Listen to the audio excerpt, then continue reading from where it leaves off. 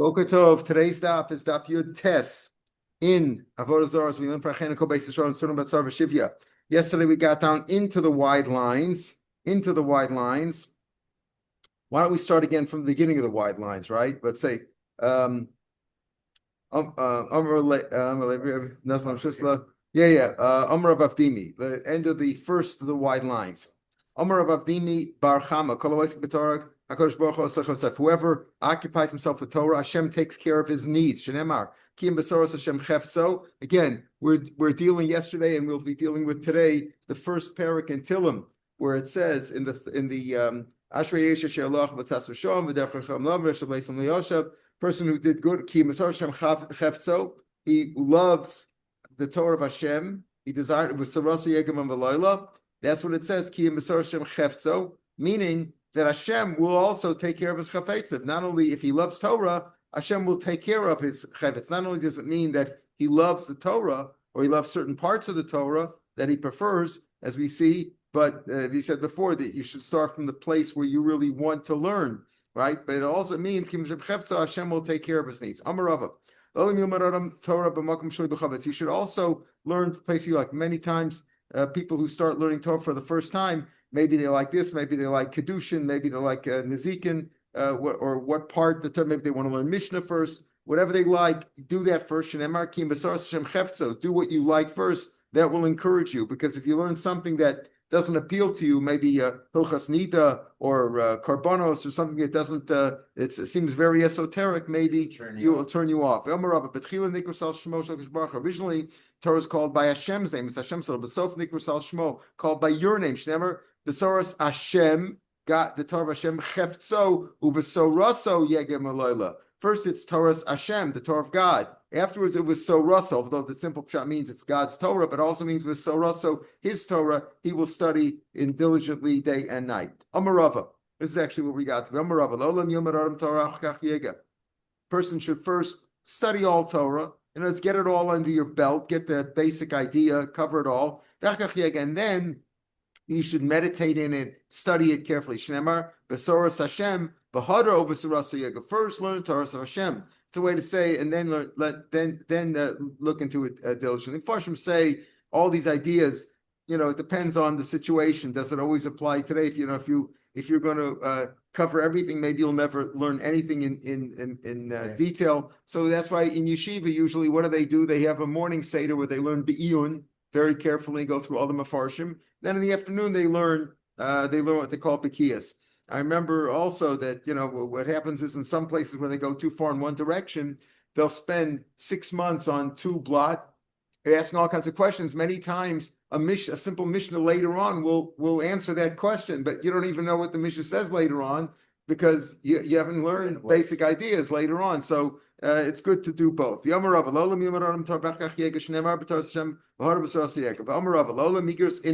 Person should study even though he forgets a lot of it.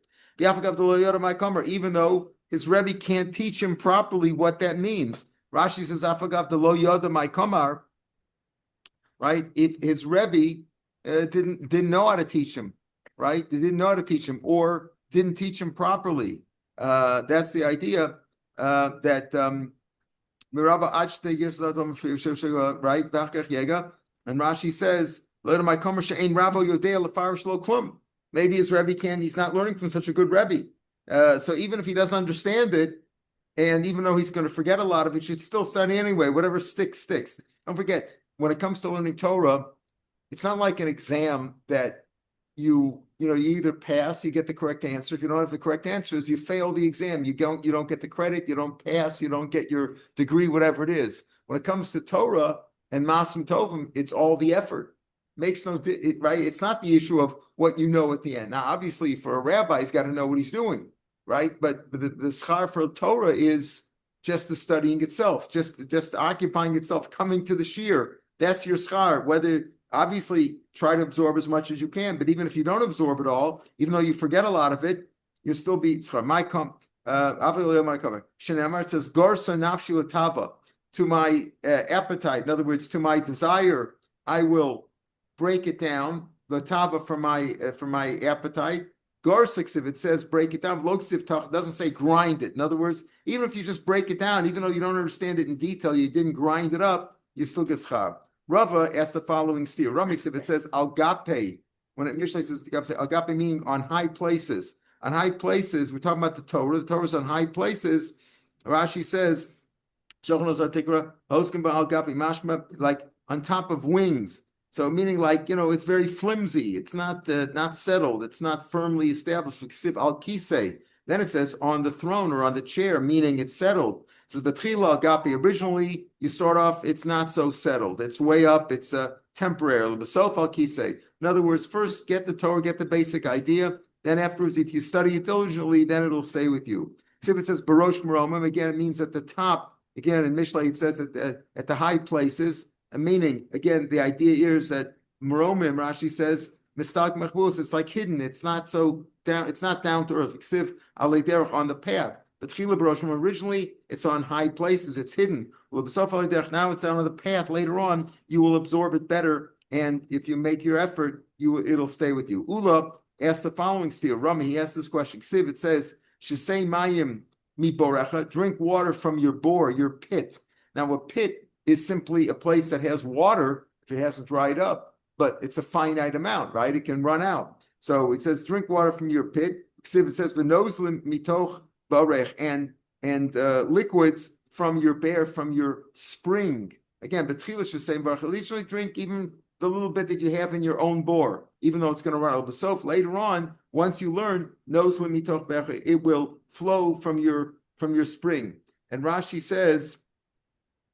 says here also it's referring to in the same previous psak also, Sof ali derach mora hara ein kol. You'll be able to paskin shilas. Originally, get as much as you can, the general idea, cover as much as you can, and then delve into it and become a roa. Today we call a person who is posek for us shilas, we call him a posek, right? We call him posek.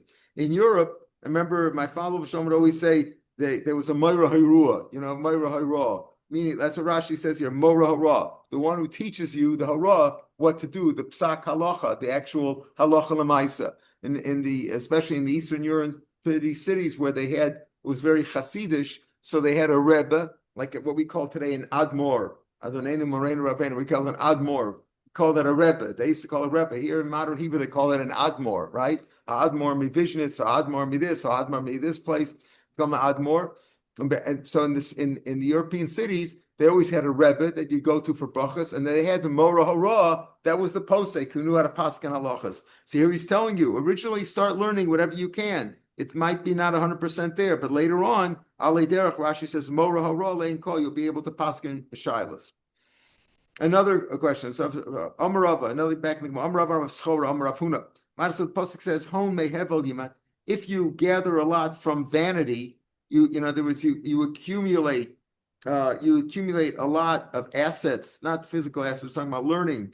But vanity, just gather it all in yimat. That will be reduced. That will be diminished. The kovitz al yad, but if you gather little by little, yarba, that will increase. Meaning, you have to put your mind into effort. We said before, learn even though you can forget a lot of it. If you didn't have a good Rebbe or you didn't understand things, fine. But you should know that if you're only going to really become learned if you spend the time and you delve into it and you study it carefully and you meditate on it.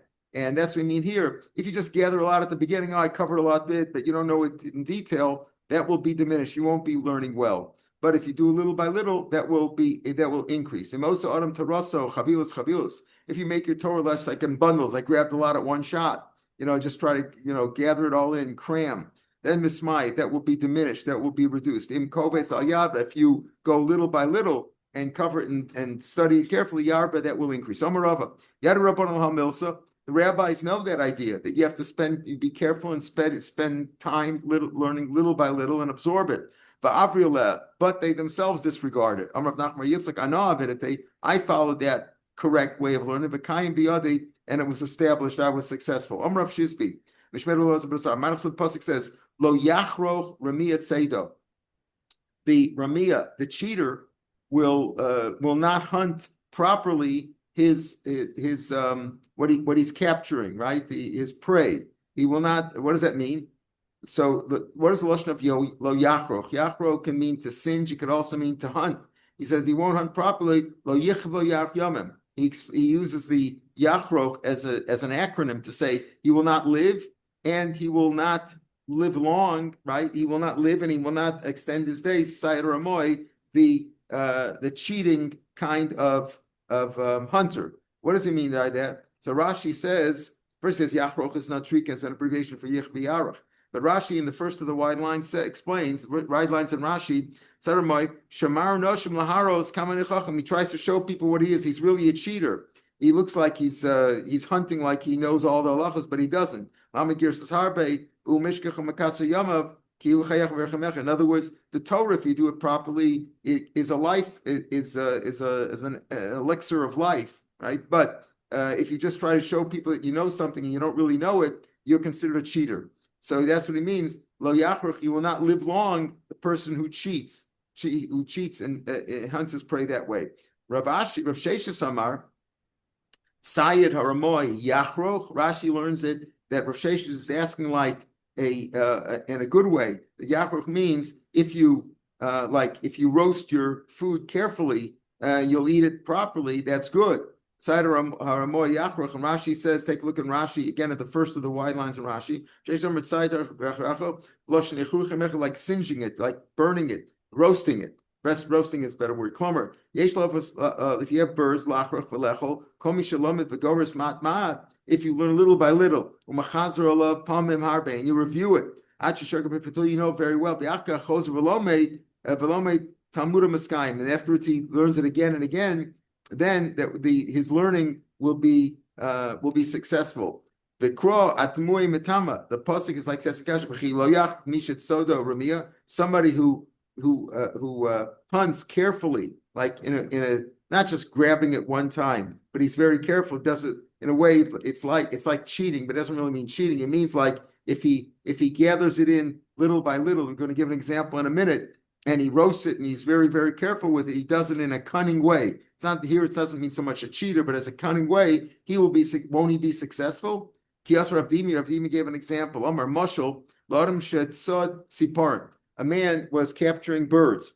Now, if he just tries to capture them and holds one down, and then while he gets for the other one, the first one will fly away. But when he captures a bird, he first breaks its wings so it can't fly away. Then in other words, as he captures them, before he roasts them and everything, he does it a little bit at a time. He's careful to keep it, to breaks the wings so it'll stay with him. The same way, the cunning hunter, if he does it carefully and captures each thing and retains it, you keep notes and you review it, etc., then you'll be successful in learning. That's what it means here. Says the Gemara,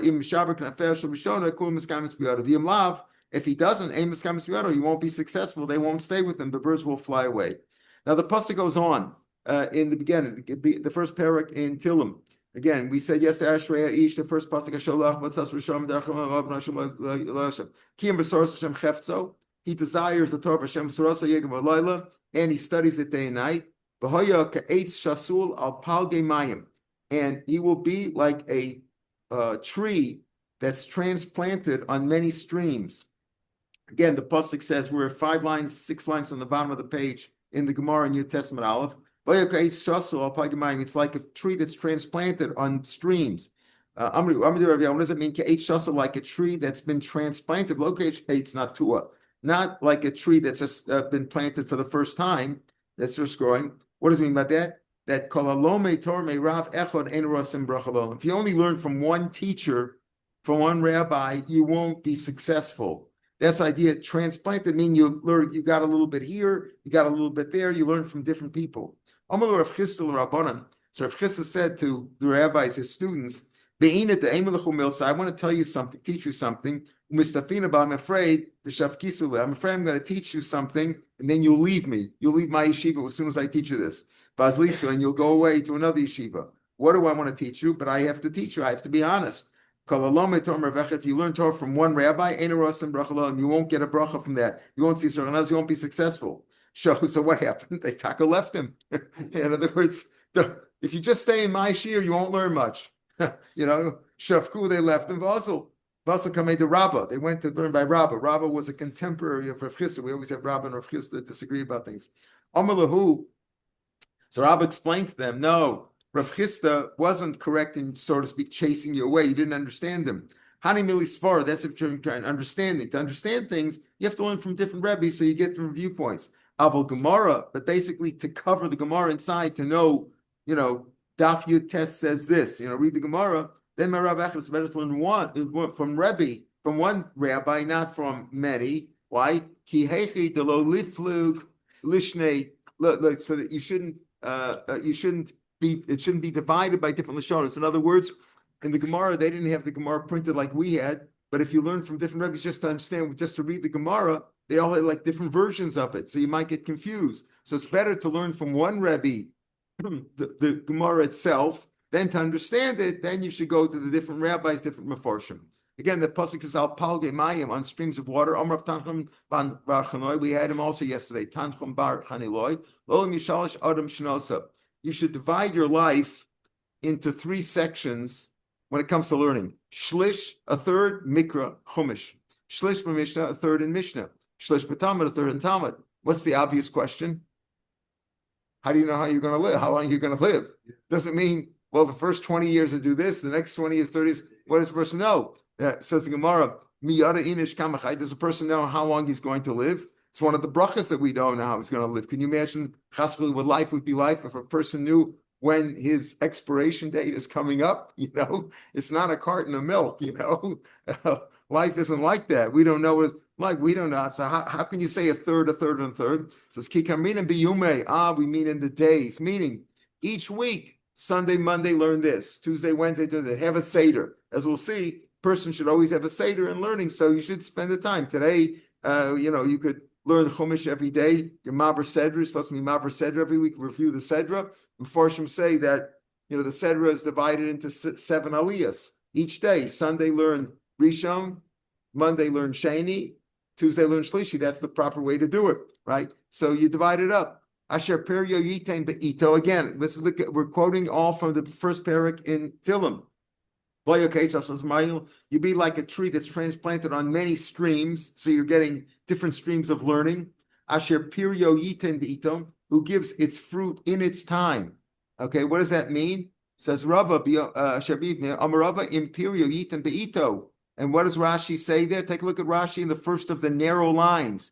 Imperio yitin be'ito, sheyikba itim laTorah. That you should set aside specific times for learning. You come to the Shiur every day, you have a chavrusa, whatever it is, you have to be kovei itim. Remember, when you come to heaven, they don't say, did you finish Shas, or did they give you a bechina of Yora or Yodin, or do you know the whole Rambam? The question was, did you set aside times for learning? Did you spend time, did you set aside kovei itim? You spent time learning. Each day, each evening, whenever it was, did you spend time learning? That's what it means. Asheritim be'ito, in its time, set aside times for learning. Exactly what Rashi says. Amarava, impuritain be'ito. If you set aside times for learning, your fruits come in its time. Then its leaves will not wither. Right? That means like a tree.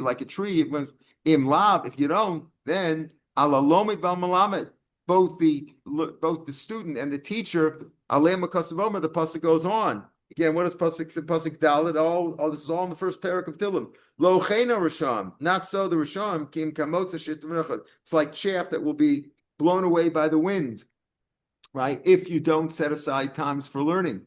And Rashi says over here, teaches us that it's usher to teach Torah to a student, to an improper student, the student who doesn't learn Torah properly, who's not going to get a good, it won't have a good effect on him.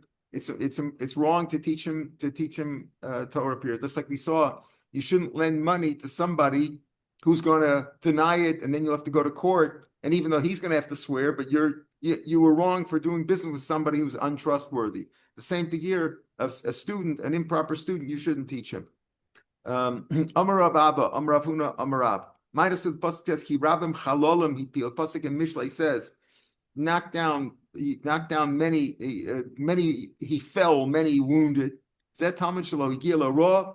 A person, a Talmud who thinks he's a rabbi and he's not, right? He thinks he's not to the stage yet when he can paskin shilas, umora, and he does it anyway. He tries to show that he's a big shot, that he knows something. That's wrong. That's what he's knocked down many people. He peel lashon nefel, like a lashon of he's a nefel. He's like a child, a baby that didn't reach maturity, right? That's not going to live 30 days because he didn't come to maturity. The baby wasn't the same thing with a rabbi who thinks he knows something and he paskin shalos. Vatsumim kol korah, and mighty are all the people that it killed. Here, atzumim means like mighty or strong, but Rashi says it also means atzumim, like closing your eyes. A person who knows how to learn, said Talmud sheigila ra, he knows how to paskin beinam ra, he doesn't want to paskin, right? Doesn't want to paskin. That's also wrong. If you know how to paskin, you should paskin. You don't say, I'm an idiot, I don't know anything. If you know how to paskin, help people, teach them Torah. Ad kama, until when? What stage is as a person roy to teach? Ad memshan, in other words, until he's 40 years old. And Rashi is not 40 years old from the time he started in yeshiva, 40 years old from birth. Rashi has a point of saying that every beautiful Rashi is beautiful. You think you don't know, 40 years from when? Mishanola, from the time you're born. In other words, that until your 40th birthday, you shouldn't be the rabbi. You shouldn't be teaching. Right? I have a Rava, we know about Rava only lived till 40 years old, and he paskin, right? Well, Rava, or he paskin. It's Hasan b'shavan. There, when he was equal, meaning there was nobody better than him. There was nobody. He died in his 40th year, right? So meaning the answer is there was nobody greater than him. So if he was 35 or 38 or whatever he was, and there was nobody better than him, then there was no choice. Again, it's like a tree who's planted on many streams, and its leaves will not wither. Amar Abacha, Barad Amar Rav, Amila Amar Abacha, Baraba Amar Rav, Hamnuna Amar Rav, Shafilu Sichas Chun Shal Chacham Sricha Talmud. When a great Talmud Chacham speaks even mundane, common many things, or just common talk, common speech, also needs understanding. In other words, everything that he speaks has wisdom to it. Right? Even its leaves, and even leaves which are very frivolous and can blow away by the wind, they will not wither. Again, the pasuk says everything that he does, the person who is if he learns Torah and he studies Torah, and he'll be like a tree on streams that gathers Torah from many people, and he studies Torah. He has itim latar Shapiro yitam. The ito, we said that means he's koveitim laTorah. His leaves will not wither, and everything that he does, he will be successful. This idea that a person who studies Torah will be successful in all he does was written in the Torah. Was repeated a second time among the Nevi'im, right? And it's a third time repeated in the Ksuvim. So we have it in all of Tanakh, Torah, Nevi'im, Ksuvim. This idea, what is this idea? That this thing, what is that? That if you study Torah, your assets will be successful. Your business will be successful. Kasab Torah, the first one is in the Torah, it says Shmartem Estivri Torah. At the end of Varim, it says, if you guard and observe the words of this covenant, so you do them, Laman Taskilu, so you will prosper. Everything you do you will prosper. That's number one in the Torah. Shanim Benavim is repeated in the Vim B'Siv, Yomush Sefer Torah, Zamipicha, at the beginning of Yoshua. It's really very close to each other. The end of the Varim, beginning of Yoshua. Beginning Yoshua says, Yomush Sefer Torah, Zamipicha, this Torah should never be removed from your mouth. Study it should always be with you. V'gisa b'yom v'layla, and you should study it diligently day and night. Laman Tishmor, Lasos, so that you should guard to do kochala kasabo ki oz tatzliach etzrachecha, because then you will be successful. Oz taskil, and you will prosper. Meshulish, Baksuvim was repeated a third time. The Ksuvim says Kiyim Besaros Hashem Cheftso. Tilamet says this. Kiyim Besaros Hashem Cheftso. Again, this is the same first parak in Tilamet we've been talking about. Kiyim Besaros Hashem Cheftso. He desires the Torah of Hashem Surasa Yegam V'Layla, and he will meditate on it, study it carefully day and night. And it'll be like a tree on many transplanted on many streams. Asher Yipiri Kambito gives its fruit in its time. Again, study it all a regular time. Bikoveitim Lo Yibo, and his leaves will not wither. Exactly, that's how the pasuk ends up. Pasuk Gimel. We're only up to Pasuk Gimel, right? Pasuk, we quoted a little bit of Pasuk Dalet also, but that's the end of Pasuk Gimel. Everything you will do, you'll be successful. Machras Rebbe Alexandri. Alexandria called out, Man boy Chaye, right? You see over here, they were called Alexandria. That was part of the Jews who had to deal with Alexander the Great, that they would name the kids after him. That's why we still have, to this day, people are called Sender, Alexander. Those names, they all comes from Alexander the Great, right? So about Alexandria, obviously was named him Man boy Chaye. Who wants to live? Man boy Chaye, who wants to live? So everybody said, who wants to live? Like, I got the secret. Come, who wants to live? Who wants to live? Kind of. So they gathered of us, everybody gathered around. Look at Bay. Amr, they said, Havlon Chai, give us life. Amrlu, Pasuk says, Mia Isha Chavetz Chaim. Who is the one? Chavetz Chaim. Oh, if you have Miller or something. That's Sol Lashon Chameira, right? Guard your mouth from speaking, from the evil tongue, from speaking badly. Sumer Vaseto. Shema Yomar, maybe a person will say, I'm not speaking any bad. I'm not speaking any deceit. I'm not cheating. Everything. I don't speak anything, and I don't talk at all. I don't say anything good. I don't say anything bad. So I'll just go spend my time sleeping. Right? That's the way to do it too. People say, right? How do you Makayim? I go to sleep. Right? That's a good solution. Sometimes it is a good solution, rather than get around in a bad place like clubs where they talk about lashon hara and things like that. Better to sleep, but you think that's enough? Talmud lower, no. Sur may rav asay tov. It's not enough just to withhold your tongue from speaking badly. Go away from good, vasay tov, and do good. What's tov? Ain tov ela Torah. Shenemar ki lekach tov nasati lachem. I have given you something good. What is that? Torasi al tazov. Don't forsake my Torah. I've given you a good lesson. Now back to the mission. Mission says that what are you allowed to? You're allowed to build certain things for the goyim. Certain things you're allowed to, certain things you're not allowed to. We said don't build basilicas and things like that, things that where they're going to do avodah zarah, right? We said that ain bonim on basilicas, garden, it's don't make things where they do avodah zarah, but you could build for them. Maybe you could build them like a little pedestal, things like that. Based on you can build a bathhouse for them, even though they have idols in there. But if you get to the part to the archway where they put the avodah zarah, stay away.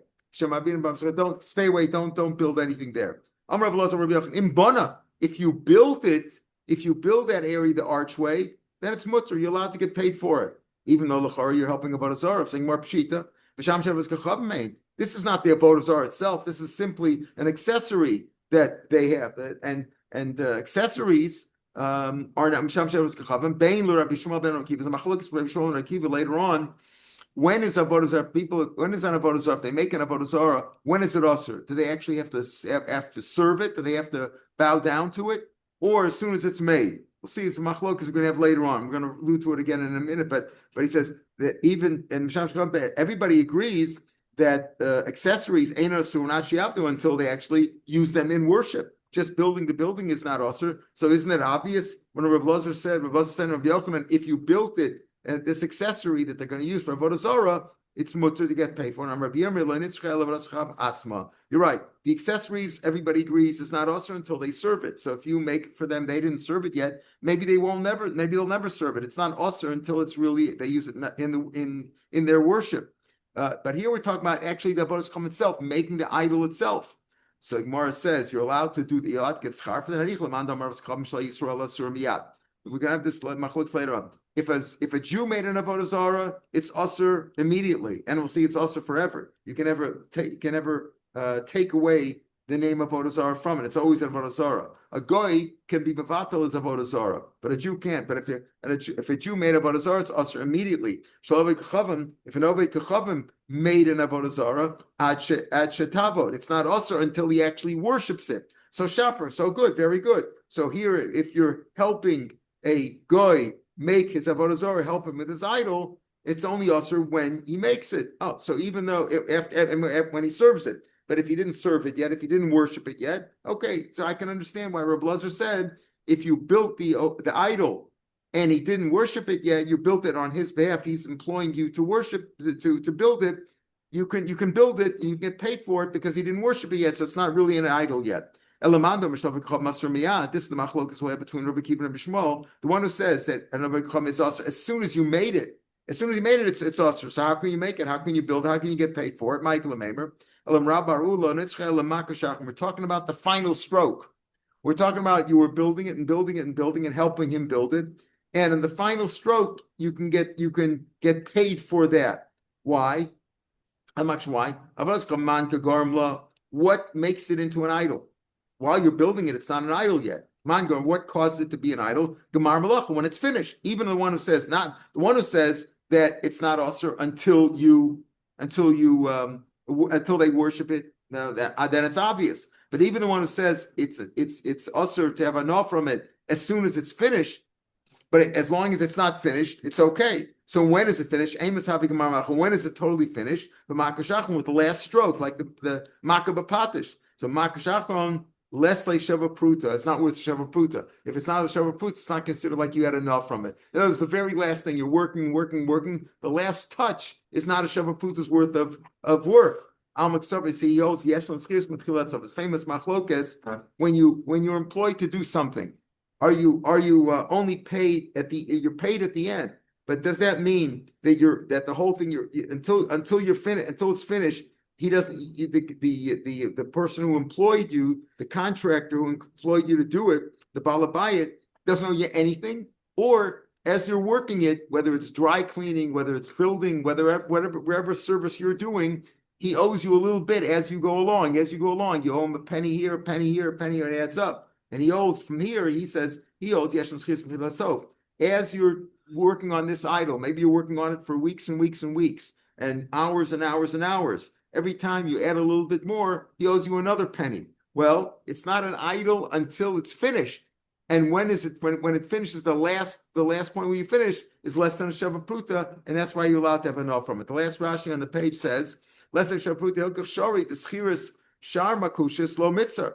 They're getting paid for the other strokes, or not also. It's not of schacham, it's several blazer. Rabbi Lazar, yes, it's michal sof. Uman amakabel olav lasas b'schar. An artisan, a craftsman who said, listen, okay, I'll do this job for $10. Lo mina b'gamar malachu kona kos that he gets it all at the end. You owe him $10, and all along he got nothing. Elakol put every little bit that he does of it. Kama koniagra. He acquires, what you owe him. The plukta b'kedushin. The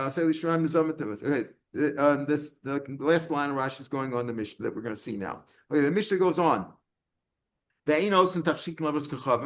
You're not allowed to make any jewelry for avodah zarah, katlos, necklaces, nizamim, earrings, tabos, finger rings. Reb Lezer Omer b'schar mutter. Some take out this girsa that it makes no sense to say for schar, just get paid for it. You're not allowed to do things for avodah zarah. You're not allowed to just don't make the tachshitim. But he says the schar mutter you're allowed to. Ein mocher, we'll see. Ein mocher lem mechubel karka. In Eretz Yisrael, you cannot sell them anything attached to the ground. Gemara is going to explain why from Beson Alos Chanim. We'll see it tomorrow.